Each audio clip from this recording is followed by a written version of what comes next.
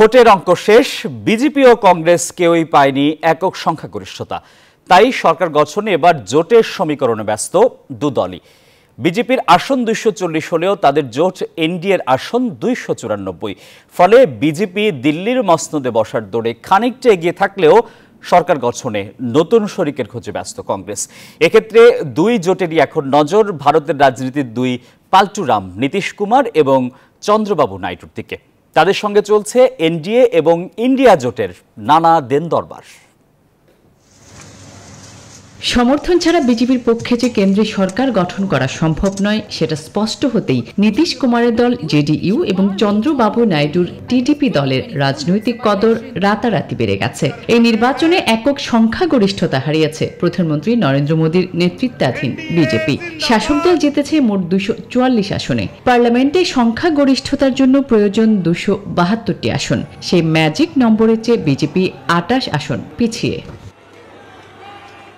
ক্ষমতায় যেতে এনডিএ জোটের শরিকদের সমর্থনের উপর নির্ভর করতে হবে বিজেপিকে। তাই শাসক দলের নজর নীতিশ নাইডুর উপরেই। কেননা এবার নীতিশ কুমারের দল বিহারের 12টি আসনে এবং চন্দ্রবাবু নাইডুর দল অন্ধ্রের 16টি আসনে জিতেছে।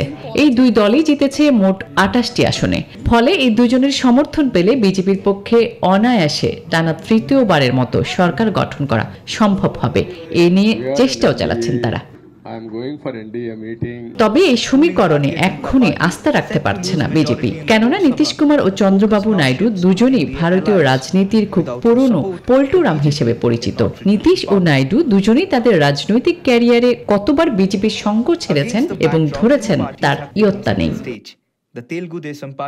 ধারণা করা হচ্ছে এই সুযোগটাই নিতে পারে বিরোধী ইন্ডিয়া জোট। এ নিয়ে আওয়াজও উঠেছে। মহারাষ্ট্রের সাবেক মুখ্যমন্ত্রী উদ্ধব ঠাকরে বলেছেন, ইন্ডিয়া জোটের উচিত কেন্দ্রের সরকার গঠনের দাবি করা। ইন্ডিয়া জোট এবার পেয়েছে 231টি আসন। যদি সরকার গঠনে 29 আসন পাওয়া মমতা তৃণমূল সমর্থন দেয় আর নীতিশ নাইডুকে ইন্ডিয়া জোটে ফেরানো যায়, তাহলে সমীকরণ সহজে মিলে যায়। তাদের মোট আসন ম্যাজিক ফিগার 272 ছাড়িয়ে যাবে। তবে সত্যিই তারা শেষ পর্যন্ত ইন্ডিয়া জোটে আসেন নাকি বিজেপিকে সমর্থন করেন নাকি আরও একবার পল্টি দেন, সেটি নিয়েই চলছে জল্পনা। আসমা তুলি, নিউজ 24।